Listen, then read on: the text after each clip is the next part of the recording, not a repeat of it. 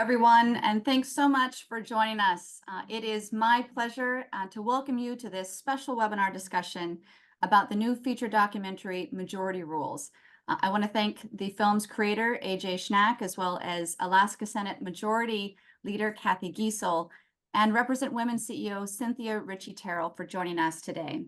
I also want to thank the folks at Veterans for All Voters for supporting this webinar. My name is Meredith Sumpter, and I am the president and CEO of FairVote and your lucky host for the next 60 minutes. We are recording this session, and we will post a recording of our discussion later on our YouTube channel, and that is youtube.com/FairVote. So today, we will be discussing Majority Rules, which is showing audiences across the country the impact that open primaries and ranked choice voting have had in the state of Alaska. We'll talk about the future of these election reforms as voters in 4 states and Washington, D.C. consider whether to adopt these reforms this November.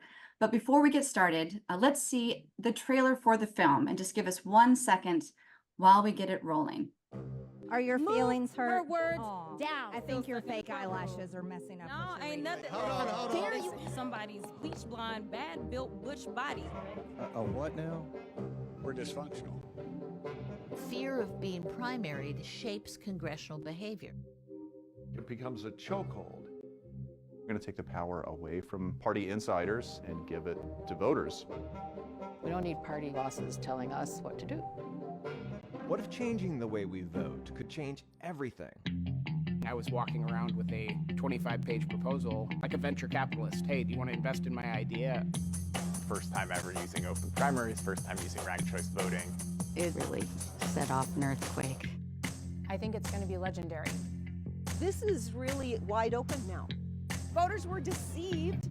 They were schnookered. I was very clear about who my second place vote was going to. I am not going to be underestimated. I got a huge target on my back, you might notice. We're definitely Trump people. So you pick the right door. I go to all the doors. I've been to about 700 doors in the last 10 days, and only 2 men have yelled at me. So that's, yay, that's great. There's clearly some aspect of this that is an attack on political parties. They do not want open primaries, ranked choice voting, because they would give up power. Everyone has been slow to catch on to this. Everyone. Not taking the opportunity is the enemy. Not a lot of party leaders are naturals for the cover of Do-Gooder magazine. I'm only voting for myself, and, well, look what happened. Let's post it. I think that really blew a lot of minds. Maybe Alaska can lead when it comes to election reform. We're in it to win it. I'd appreciate your vote.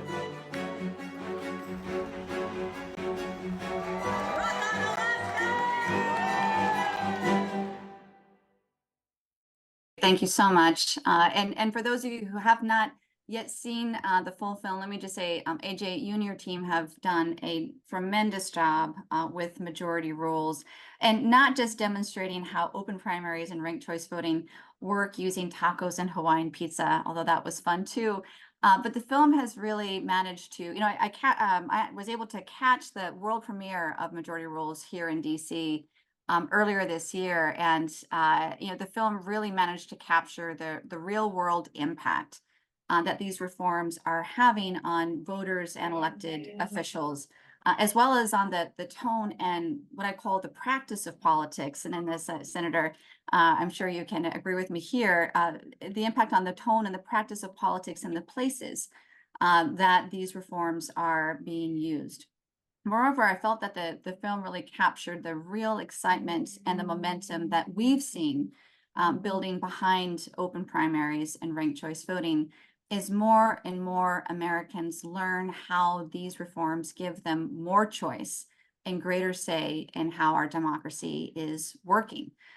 So I'm truly thrilled to have this conversation with you, AJ, and Senator Giessel and Cynthia.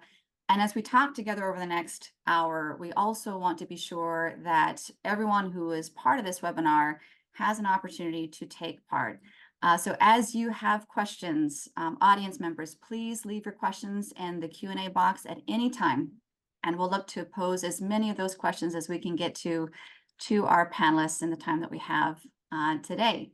So let's go ahead and get started. So AJ, you have been an independent filmmaker who has written and directed not only Majority Rules, but other films as well. You have an extensive filmography background that includes documentaries, including We Always Lied to Strangers, Kurt Cobain, About a Son, and Long Gone Summer, which you directed for ESPN's 30 for 30. So I'd love to start with you. If you could just share with us what inspired you to make a film about election reform in Alaska? Well, thanks, Meredith, and it's so nice to be here with the three of you and everyone who's participating. I've made a bunch of films and series around American electoral politics starting in 2008. I made a film at the Denver National, the DNC in Denver in 2008, the Obama Mile High Stadium Convention. And that sort of began about a decade of work that I found really interesting of trying to make sort of nonfiction cinema and art out of this electoral process, and finding these moments when people who are running for office are really human beings, and you get to see a different kind of side to our politics than you see just on, say, cable television or the nightly broadcasts. And that was going great until 2016. And I was, for that election, for that presidential election, I was doing a series of videos for Vanity Fair. And it just, you know, I don't know if you remember much about the 2016 election, but it was even less fun to cover than it might have been to experience. And that was sort of throughout the process. It wasn't about one candidate.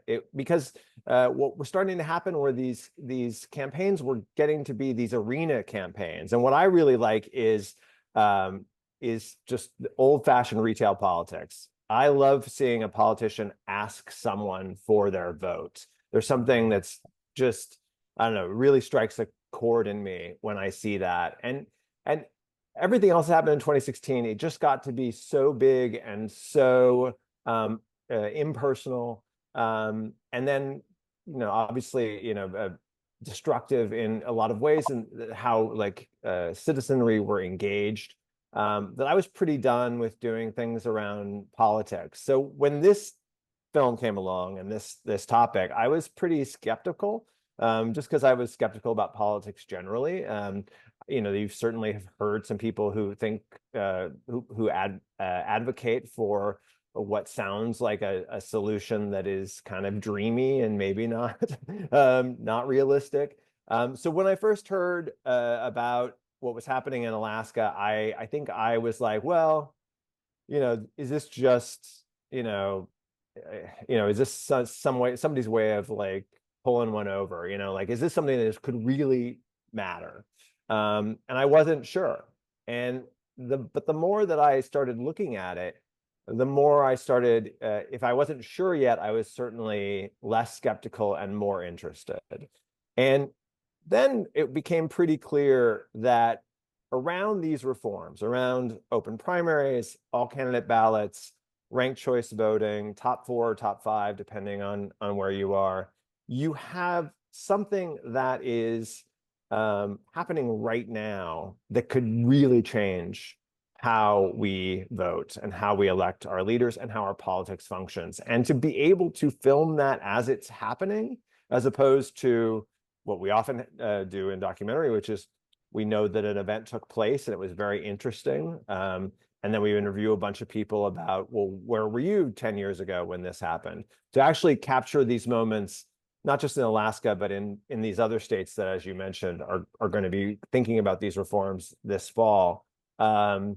I just seemed like an incredible opportunity. And so I got over my skepticism and got myself to Alaska, and it was the right choice. I'm very excited, not only about the film, but about the ways in which I think we are able to tell this story right now at a time that it really matters. It's such a meaningful and powerful story. And AJ, you're so right. Just watching the film unfold as that first ranked choice voting election was also unfolding, and what that meant for the people involved, how the voters were engaged. Kathy, 700 doors in the last 10 days that you knocked on, the amount of voter outreach and engagement that you did, and being there with you as you were finding out what it was like to be a candidate in a ranked choice voting jurisdiction. It was really, that really has stayed with me since I first watched the film. But, you know, Kathy, you're a Republican state senator from Alaska who currently serves as the Senate Majority Leader. And you were born and raised in Fairbanks, Alaska, and you are also a registered nurse and an advanced nurse practitioner. So Senator Giessel, you've served in the Senate from 2011 until 2020, and then you were reelected in 2022 as part of that. The film was really filming you as you're going to from door to door asking for Alaskans' support. So take us through your journey on open primaries and ranked choice voting. How has your views on that reform changed over time? Sure, Meredith. Well, probably a little background that would be relevant. I am a Republican, and I served as a party official, so to speak, for many years. I was a district chairman for 20 years, then I became the state party vice chair. I was the president of the Anchorage Republican Women's Club for 2 terms, Republican Woman of the Year, etc. So I always defended the party's platform. Always said, you know, the primaries are where the party chooses who their candidate will be. Well, then this Citizens Initiative was introduced in 2019. This was simultaneously with the year that I was chosen as Senate President. So my term as Senate President was 2019 to 2020. And so during that time, the initiative was being rolled out and introduced and so forth. And initially I was against it. I was against it because of my background as a party official. I mean, the primaries were the parties, right? So I spoke against it in community councils. We had a bicameral committee that met on it in the legislature, also crafting opposition comments, opposition positions for the initiative. Now, at the same time, I was Senate President. So in 2019, when I entered that role, I resolved that as Senate President, as the leader, it was my responsibility to work with everyone. And everyone meant our minority leader. We have 20 members in the Alaska Senate. I had 14 of them in my majority caucus. So, you know, we had a majority, obviously. 6 Democrats were also there. And so I met with the minority leader on the first day of the legislative session. We met at 8 a.m. Tom and I didn't like each other much. We were both highly partisan. And so we both went into that meeting pretty nervous. So anyway, we immediately identified all the areas that we disagreed. But then as we started talking about why we were even there in the legislature, why we had committed our time to this, we both began to realize how much we had in common, how many of our values were core values that we shared. And so at the end of that hour, we both shook hands and sincerely said to each other, I look forward to working with you. We went on to work with the independent Speaker of the House. He was an independent Alaska Native man. And the 3 of us got a lot done those 2 years. COVID, of course, was approaching. We got a lot of policies put in place related to that. But then, of course, I was up for election in 2020. And the Republican Party was very angry that I had worked with a Democrat and then, of course, an independent. So they primaried me. This is a term that means they ran someone what they considered more conservative, with the goal of taking me out of office. This is a fear that a lot of legislators have as we talk about this subject with them, that fear that the party will primary them if they propose any kind of revision or innovation in elections that give the voter a louder voice. But in any case, I was primaried. I did lose in the primary. It was a closed primary in 2020. I got 1/3 of the vote. I mean, it was resounding. So I watched what was happening in the Senate during those next 2 years. The incoming Senate president could not even hold caucus meetings with the 14 Republicans because 6 of them had moved so far to the right that they could no longer count on those votes to get basic policy passed. There was so much discord, they couldn't hold caucus meetings. That scenario had developed under my Senate presidency, but when I needed those 6 votes to make up for those 6 Republicans that veered far right, the Democrats brought those votes. Working together, we continued to move policies forward. So then when opportunity came up in 2022, because of redistricting, everybody was up for re-election. I ran again. It was refreshing to go to every door. I think I've told you this before, Meredith. I hated going door to door before. Knocking on doors of people you don't even know, getting yelled at. But with an open primary, I went to every single door. I knocked on doors that I had walked past previously, and I had wonderful conversations. I looked forward to going door to door. Such great ideas, smart people. It was wonderful. So, you know, the result of that election and the ranked choice voting, I prevailed. And now we have governance that is very different in the Alaska Senate. We have a bipartisan coalition, 9 Democrats, 8 Republicans, so that's 17 of us out of 20 have agreed to join together a conversation just like Tom and I had. We disagree on these couple issues, but all this stuff in the middle we agree on. Education funding, a balanced budget, no spending from savings, lowering the cost of energy, and restoring a positive, respectful retirement for our public employees. Those were the 4 priorities that we had. We moved forward significantly. We increased education funding. Our budget was not only balanced, but we had a surplus. We have lowered the cost of energy by passing a bill that has been 50 years attempted related to our transmission system. We're still working on the pension piece, but we made huge strides forward, and it was a delightful time to have 17 senators in the room, all agreeing. Now, there were minor tweaks, obviously, there were compromise, but we met in the middle, and it's just been very productive. That's amazing to hear. And as I think about you knocking on all of those doors, everyone's doors, not just those that, let's say, in a more sort of partisan primary, you would have been told just to knock on these doors, not those doors. But as you're going door to door, to be a voter on the other side of that door and to come across you, Senator Giessel, and to say, well, I'm not going to vote for you because I'm a Democrat. And you can say, well, that's okay. I still want to talk to you. What was that like? And how did that open up a different, it's, you know, our politics right now are so divisive because we're kept apart, right?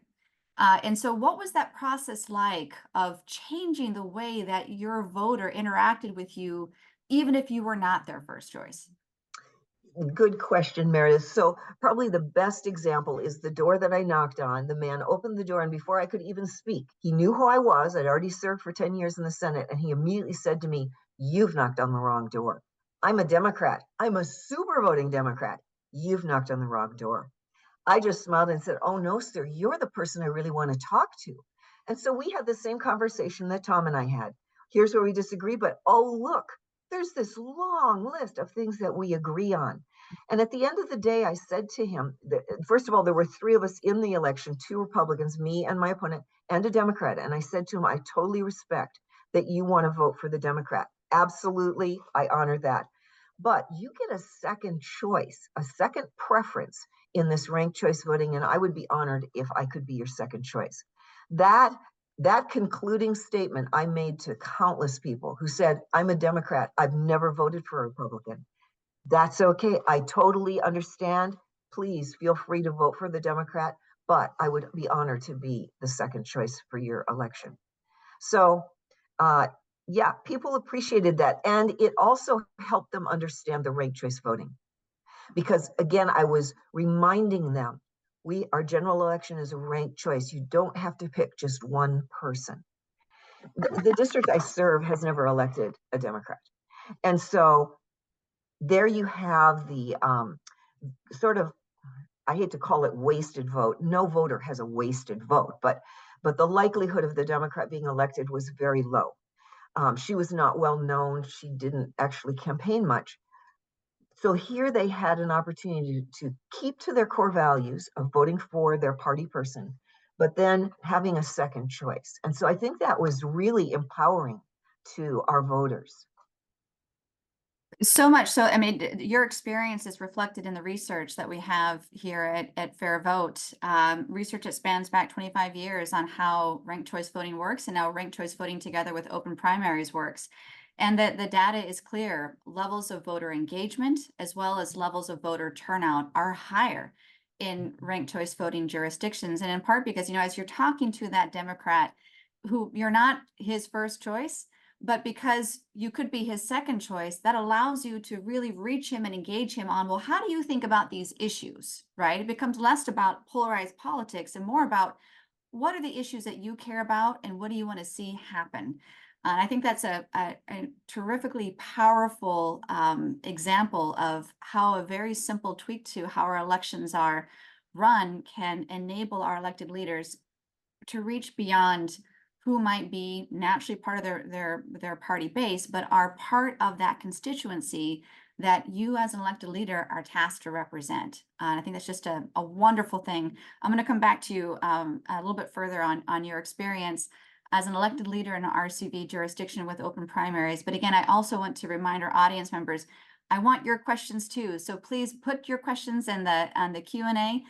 We'll make sure that we get them and put them to AJ Schnack, Senator Kathy Giessel, and Cynthia Richie Terrell, with great thanks for being part of this discussion today. Cynthia, I'd love to now next turn to you. You are the founder and the executive director of Represent Women and a remarkable advocate for the institutional reforms that are necessary to advance women's representation and leadership here in the United States. You're also, I'm very proud to say, you're also a co-founder of FairVote. And someone who I greatly enjoy getting to work with. But one of the things, Cynthia, that stood out to me about the film, and I'm sure to you too, is that the three protagonists, so Senator Giessel, who we have with us today, Senator Lisa Murkowski, as well as Representative Mary Peltola, all of them are women. Can you talk a bit about how and why this reform empowers women leaders, and specifically what we've seen in Alaska? Yes, for sure. Thank you so much, Meredith. And it's such a pleasure to be on this call with the amazing filmmaker and Senator Giessel. So thanks very much.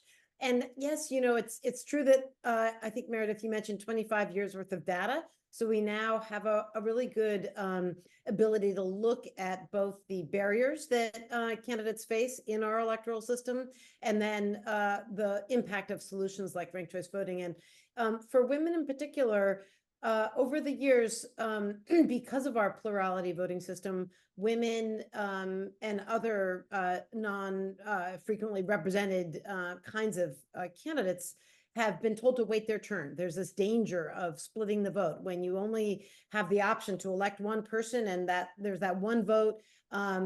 Often political parties and stakeholders and other gatekeepers will tell somebody, oh, there's already a woman in the race, can't afford to have another woman, that might split the vote.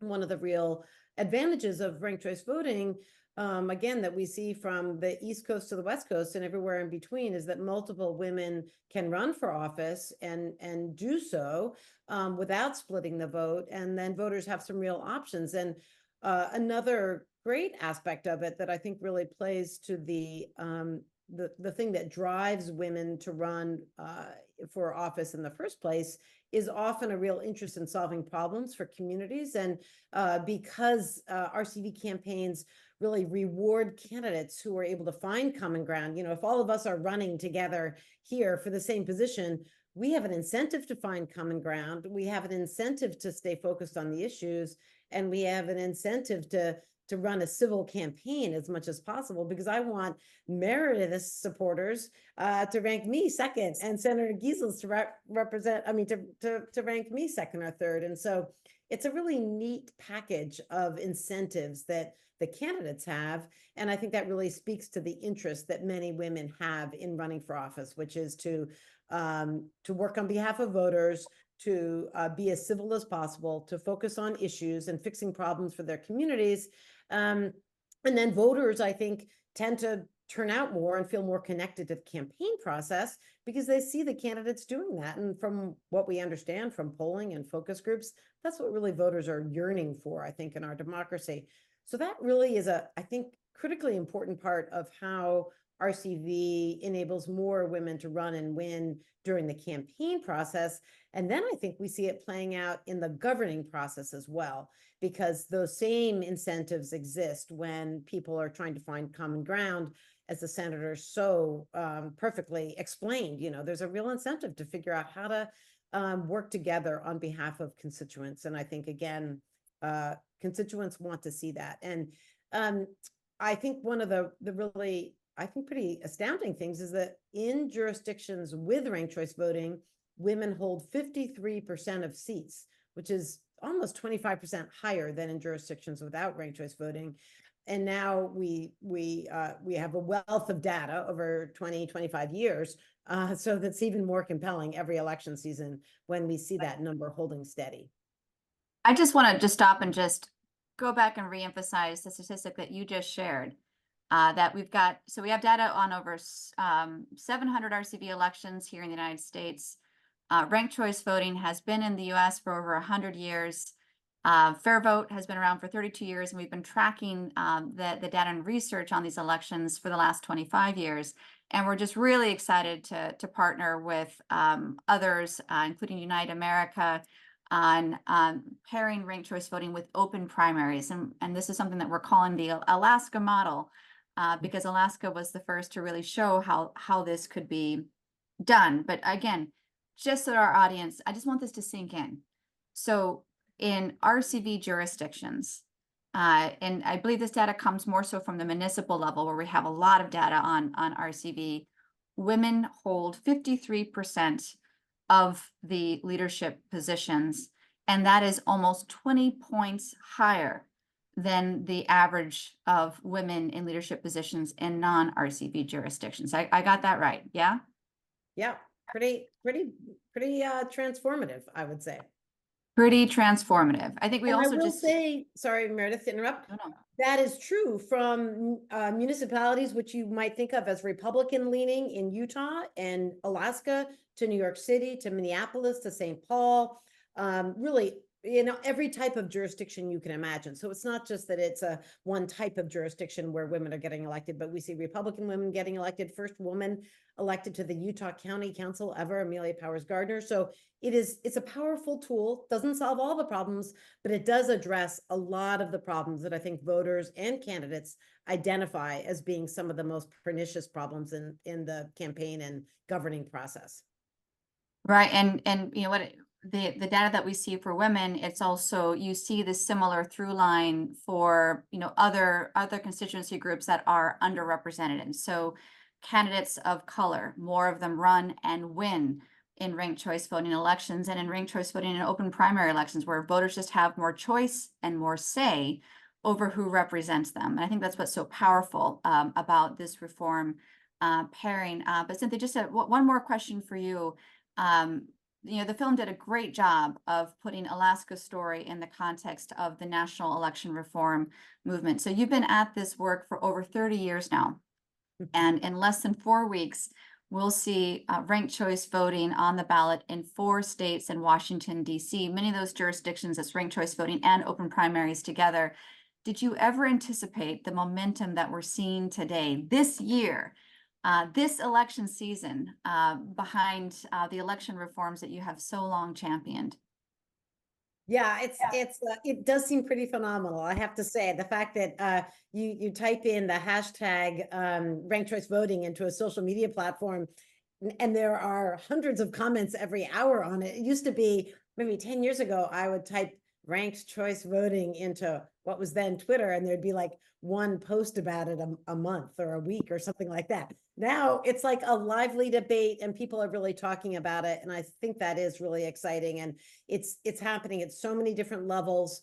Military and overseas voters in southern states are using it. College students are using it at over 100 colleges and universities, I believe.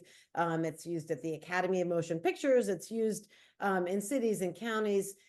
And perhaps most significantly, it's being embraced by Democrats and Republicans and independents in different states around the country, and by a lot of different organizations who bring a particular energy and lens and frame to the work. And importantly, donors are investing in this work in ways that they haven't until recently. So I think we're just seeing the fruits of that investment in this election cycle. And now that we've seen so much success in places like Alaska and Utah and New York City, I think we're likely to see greater investment in it, along with other reforms, to really test out how can we solve some of these ongoing problems in our democracy. So I think that's pretty exciting. It's very exciting. And I think just in order to be able to share and spread that excitement to more and more Americans, nothing is more important than telling the story of what a governing system looks like and how it functions in jurisdictions where you have these electoral reforms that have been passed and that are working. And to that, AJ, just thanks again for deciding to dive in for this particular documentary experience and with your reporting in Alaska. Based on that work and your reporting elsewhere on America's democracy, AJ, I just wonder if you could share with us and the audience, what do you think is driving this increased desire for reform and the incredible momentum that we are now seeing? I think it's coming from several different places. I mean, one is just our general sense that something is wrong with the system that we would like to be engaged in, that we would hope would create the kind of democracy or system of government that we want, doesn't seem to be functioning that well. And whether we're looking at Washington or our various state capitals, we see a lot of gamesmanship, a lot of people just performing for cameras. Doesn't seem to be thinking about like, well, how is this going to make things better where I live?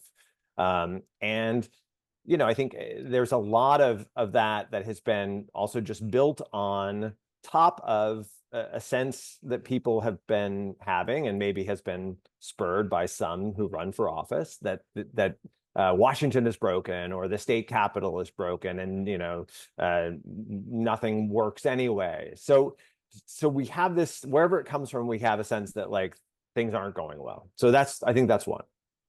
But a second thing, and I think that this is super important, is more and more people want to identify as independents. They fully don't, maybe they just don't want to feel like they're represented by one political party, even if they mostly vote for Republicans or they mostly vote for Democrats. More people are saying like, I'm unaffiliated, I'm nonpartisan, I'm an independent.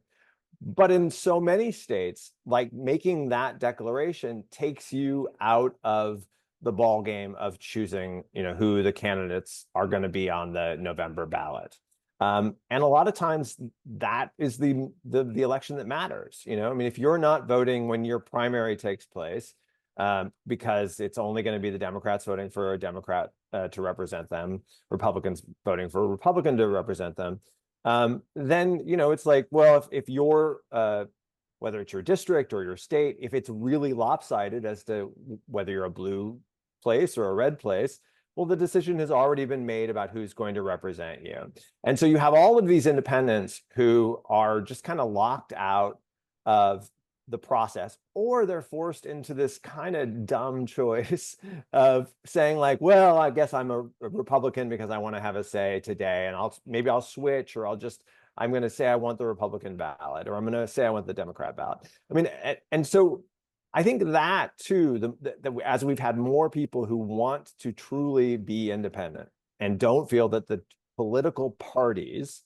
represent them in the way that they would like to be represented, feel like that they're now just sort of realizing how much of it locks them out. And yet at the same time, as taxpayers in many states, they're still paying for the party primary.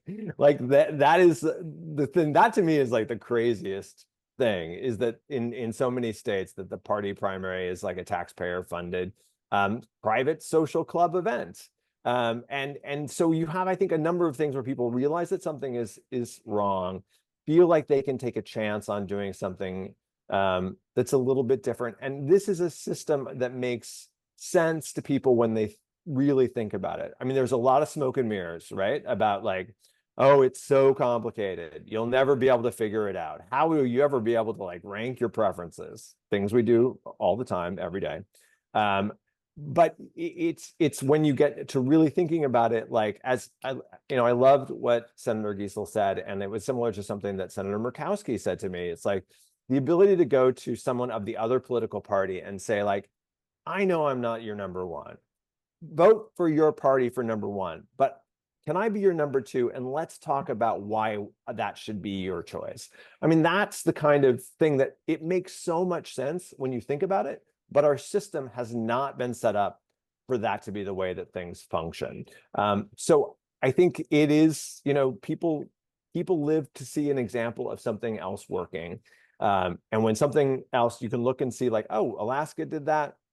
Your first reaction might be, Alaska is very different than my state. It's so far away. It's very exotic. Like it won't work here. But then you see like, okay, well, maybe Nevada is going to do that. And, maybe it's going to be something that maybe a slightly different system, or only one piece of the system is going to be something that South Dakota or Colorado does. And then I think you start to see like, oh, we don't have to be a certain way in terms of how we run our elections or choose our candidates. And I think that that's another thing that is freeing to people, is just this realization that, states can go their own way. They can do things in different ways to have the best kind of representation. And in this case, it's representation that truly reflects what the public, what the citizens, all of them, including independents, want, as opposed to this is what the parties want. AJ, so well said. And you talked about, Americans broadly, and we see this also in the poll data that FairVote and others are tracking. Gallup poll data, 85% of Americans don't believe their elected officials care what they think. And they're probably not too far off the mark. If the vast majority, if you just look at the House congressional districts, the overly vast majority of those House congressional districts are not competitive. They're really decided in the primaries. You have 435 congressional districts, and you have maybe 12 of them are considered competitive out of 435. You talked about, AJ, Americans have the sense of, politics that are, say, controlled by the parties, where politicians are more so performing not for the majority of their constituents, but whether that's a narrow party base or performing for a fraction of the party that they are from. That is what has led us to a place in which Congress is not working. Senator Giessel, you talked about the Alaska State Legislature not being able to get things done as well, and progress is being held up at a time when the vast majority of Americans just want to get things done. Going back, AJ, you had mentioned, Cathy's example of knocking on that door and being that voter's second choice, and that is a bridging the divide. That on a personal level, it's so powerful. But if you take that to the national level as well, I'm reminded of conversations that we've had with members of Congress, both active and those that have chosen to depart Congress, in part because they were not allowed to get things done by working with other elected leaders who had shared interest, but may not have been from the right party background, right? So the fear of being primaried for not being, let's say, partisan enough, or the fear of being primaried for daring to work with someone across the aisle to make progress on issues that your constituents want to see progress be made. That is something where it's just the system is not working for the American people. And in that environment, what are the American people going to do? They're going to start changing how the system works from the ground up. And I think that is what's so powerful about the example that AJ used so deftly documented at a personal level, being able to follow these elected leaders and these candidates who are asking for the vote, to documenting what this looked like for Alaska. But in that, the questions that we're getting coming in, Senator Giessel, Cathy, if I may, you talked about just the example of, look, following with ranked choice voting and open primaries, elected leaders are incentivized to not agree on all sorts of things, but really focus in on what are the areas that we can agree on, because our voters want to see progress be made, and there are common sense solutions. So we've gotten several requests. If you could share a little bit more about the formation of the bipartisan caucus and the state senate that you helped to lead, and some of our audience members are wondering if you can discuss how the new system has affected how you and your fellow legislators have governed after you've seen this reform take place. Are there sort of a few concrete examples that you can share with us? Sure, Meredith, and AJ or you brought up the idea of bridging the divide. That's one of the things that one of the criticisms of this is that, oh, it's going to dilute people's values. You're electing people that are going to give up their values, and that is not true. What you're doing is electing people that are willing to meet together and bridge the divide, as you said. Find the areas where you can agree and move forward with those. So what is it like? Well, after the election, first of all, one of the other criticisms of Alaska's system is that we have a law that requires 15 days after the election before the election results are certified. So we waited those 15 days to make sure that the election was certified and so forth. But then a group of veterans from the Senate got together. It wasn't everyone, but kind of the veterans. Some had been there 20 years, some had 10 or 15, and sat down, both parties, and just said, okay, how do we craft the leadership positions? We need to equally distribute them, which they did. Being part of that, I pressed for at least one other woman besides me, of the 7 of us. So that was good. But we looked at how to evenly distribute the power, so to speak.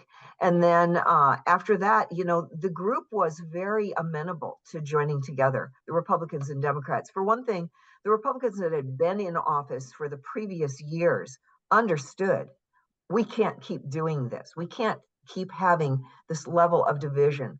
And so that's where 17 people came into one room and said, let's work together. The 3 that remained outside were 3 left from that original 6 that were very far right and resistant to any compromise. So it was kind of very natural, very comfortable. I will say the first time that we met together, we had a retreat before we went into session. Everyone was a little bit nervous and kind of looking at each other out of the corners of their eyes. But then as we met over those 2 days and really discussed our values, we came together and said, wow, there's so much we agree on, and here's our values we're going to focus on. That's terrifically powerful, Senator. And we actually have a question that has come in for you from Tom, who's watching us currently. He's an advocate for electoral reform, and his experience has been that independents and moderates tend to embrace electoral reforms like ranked choice voting and open primaries. What suggestions might you have for speaking to the party bases about why open primaries and ranked choice voting are good for political parties? Well, the most difficult political party to talk to is the Republicans. At least that's my experience here in Alaska, but also in Wisconsin, in Idaho. It is the Republicans that most oppose it, and their concern is the loss of power of the party. And I think we've discussed already the possibility of a person labeling themselves as a Republican running for the office, but they're not. People call them a fake Republican. That's the beauty of having a lot of candidates in a primary, all with their labels. They'll still have their chosen party affiliations there, but the public gets to decide. It doesn't matter if they're, air quotes, a fake Republican or a fake Democrat. the public is going to decide if that person is a listening individual, is representing the values that they want to elect. But honestly, for the parties, they will win if they have the winning message for the electorate. What we found in Alaska, people sort, right? They tend to gravitate to areas where people of like-mindedness live. And we have areas like that in Alaska that are super conservative. Even with this system, they are still electing the same super conservative representatives and senators that they've always elected, even though there are more moderate or liberal even candidates on the ballot. The voters are still able to reflect their opinion. I think that's absolutely spot on. I think what you get with open primaries and ranked choice voting, you do get more competition. It adds competition back into our politics at a time when there's a dearth of competition in terms of how our districts have been drawn, but that the winners of these elections truly reflect the majority choice of the constituents from the jurisdiction that they are running from, and that we need to respect those choices and have those voices in the mix. So thank you very much for sharing that. I think we also, FairVote, we're nonpartisan.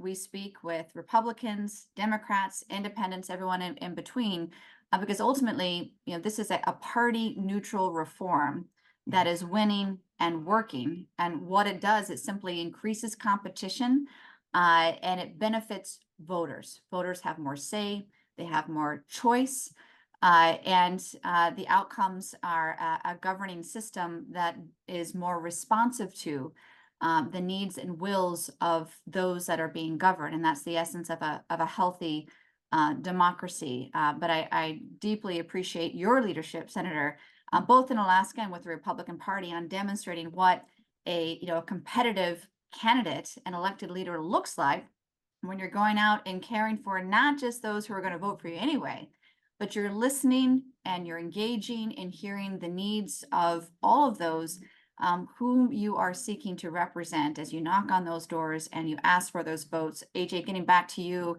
on just that special relationship between the governed and those that are doing the governing, and how we've seemed to have lost that when you take competition out of our elections, and you get American voters who don't feel like their votes count or really matter, or that they're being heard. So we have, AJ, we have a lot of local leaders on the call. Some of them are working to try to implement reform in communities across our country, including Danielle from Nebraska, who shares that she watched the documentary film on Monday night and she found it very engaging and informative. She actually, thank you, Danielle, she sent an email to all the Nebraska state senators and invited them to also watch Majority Rules. And so her question is, has your team tried to get this film in front of lawmakers across states who can draft legislation for ranked choice voting? And what can we do to get this film screened with more lawmakers in states across the country?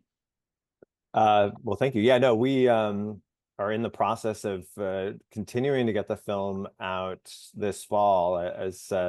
As you mentioned, we had a world premiere earlier this year in Washington, D.C., and then there's been a theatrical release. We've played in some movie theaters in New York and Los Angeles, around the country, and there now have been kind of one night only and community screenings that have taken place in states all around the country. So it's been exciting for people, I think, to have that experience where they can watch the film with other people. But now it's available as of this week. It's available on all of those traditional platforms you can rent or buy from. So whether that's Apple or from Amazon or YouTube or Google, I think is also one.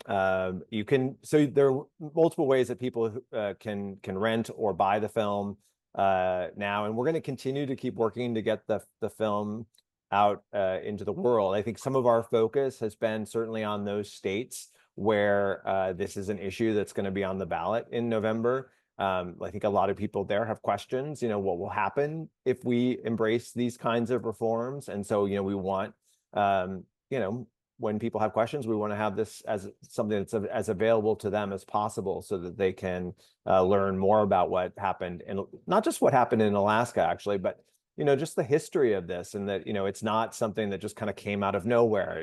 The history of our primaries is, like, I think, really fascinating. You mentioned Nebraska. The fact that they have a unicameral, like, that was something I didn't really know before I started this process. But finding out that it was just, again, the state deciding, like, this, we want to have a system that works best for us. And one other thing I wanted to say that I was thinking about as we were talking about other things, and something that the senator said, I think one of the things that really rang true with me and resonated as we were making the film was just this whole notion that people, if you're in the voting booth and you feel like, I can't vote for the person I really would like to vote for because they're not going to be one of the main two finishers, and so I have to kind of play like this three-dimensional chess with my vote, and because there's one person I really don't want them to win, so I'm going to vote for someone who may be my second or third choice. That is a really that's a piece of a broken system, I think. And so what the reality of this reform, can do is just to take that away. And you don't ever have to feel like you're, to the contrary of that, you're not able to vote for your values. You actually are able to vote your values. You're the most true to your values, because you're not worried that the person who most reflects your values, maybe they don't have a lot of money. Maybe they're from a third party. Maybe they're, like, up against too much that they could ever actually win. But you want to say, like, hey, I want to say this person that's what I would like. But I can know that with my second choice or my third choice, I can vote for somebody who's probably going to end up in those final two, who it's really the two people it's about. So I don't know. I think that's something about this system, and it makes the primary and the general, they're not like, it's not like one of them you can just sort of overlook. And I think that because there's so little attention paid to the primaries, by the press, there's so much focus on November, that the primaries often get, very little coverage as to, like, who's on the ballot. What are the issues on the ballot? Are there initiatives that should be, like, heavily considered? And I think it just makes the whole process, instead of everything being November, we have a process in which the entire electoral process is something that you not only get to participate in, but that by participating in, you know that you are making, you're bringing the system, the process, the candidates closer to the voters. And as speaking to elected leaders, and including Kathy, the conversations that you and I have had on the side on what a joy it is to be able to get things done on behalf of your constituents, without fear of having to be primaried, but you're just focused on where can we make that progress, those shared interests, how are we driving forward in meeting the needs of the voters that elected us to this position, the freedom to lead and legislate and govern in line with the interests of your constituents. And what a joy that is when you're free to do so, as well as what a joy it is for voters to see that, AJ, for your point, you can vote for who you authentically want. And if that first choice has no chance of winning, your vote still counts toward your second choice. More say in who represents you for a healthier, more representative, and a better functioning democracy. So one last point, we have made majority rules available for free to our webinar participants, and that link is actually available through 3 p.m. tomorrow at majorityrulesfilm.com. But I'm just so thrilled, AJ, that now it is the film is now available on other streaming platforms. The folks that I speak with about, they come into a documentary about an election system in Alaska with some skepticism, and they walk away with how enjoyable that film is, and inviting others to watch this story of our government at work and American renewal at work through the story of what Alaskans have been working on and trying. So thank you again for for making this film possible, for bringing that story to a broader public base. Senator, for your leadership in demonstrating what it really is to serve your constituents broadly, and the joy that brings. I know we're coming up on time, but I just have one last question. I want to bring Cynthia Richie Terrell back into the mix. Cynthia, you have been working on these reforms again for at least 32 years or so. You've seen the growth because this is a reform that works. It favors voters. It ties voters and elected officials more closely to one another in constructive and productive relationships. So here we are. We are 4 weeks away from Election Day, and we're in an environment where the number of Americans with access to a ranked ballot could actually double overnight in November, depending upon how Americans cast their ballots. So my question to you, Cynthia, to close us out, is if the number of states using ranked choice voting either on its own or with its open primaries reform pairing, if the number of states using these reforms doubles or even triples, as is possible this November, what does that mean, do you think, for our democracy at a time when I think from the top down, you hear so much concern and doom and gloom, and yet you see these reforms that are winning and working? What's next? Oof, that feels like a big question. I'll try to say a few words and then hope others will join in as well. I think it really will convey that we, the people, have the power to update and upgrade our democracy. We're one of the world's oldest democracies, and we haven't always updated our rules as quickly as we might. But I think it's a great narrative, a story. I think, Meredith, you brought up the importance of telling a positive story. Americans care about policy, they care about each other, they care about government.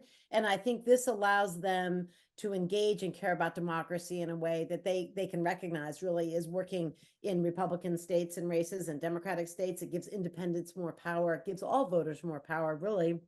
So I think it sets the stage for a much more of a virtuous circle, if you will, instead of a vicious cycle that we're in now, but a virtuous circle of good candidates running, being rewarded for good behavior, voters feeling engaged and excited and turning out in higher numbers, different kinds of candidates getting elected, and then a richer and deeper policy-making process that really reflects the interests of the majority of voters, and really all voters in one way or another. And then I think provides the context for the next step, which I think is a sensible one, which is using it for the presidential primaries to make sure we're really having a process that gives each of the major parties and other parties as well the opportunity to elect a candidate, a nominee who really reflects the majority of that party's voters. And I think we've seen that hasn't always been the case, hasn't always been the case in the general election either. But I think moving toward a real majority system for both primaries and for general elections at the presidential level, I think would renew the faith of American voters in the process, and arguably the most the biggest enterprise of democracy probably on the globe actually is who's running for president, how do they get elected, and is that election legitimate? And I think we have to do everything we can to make sure every voter has a meaningful vote in every election.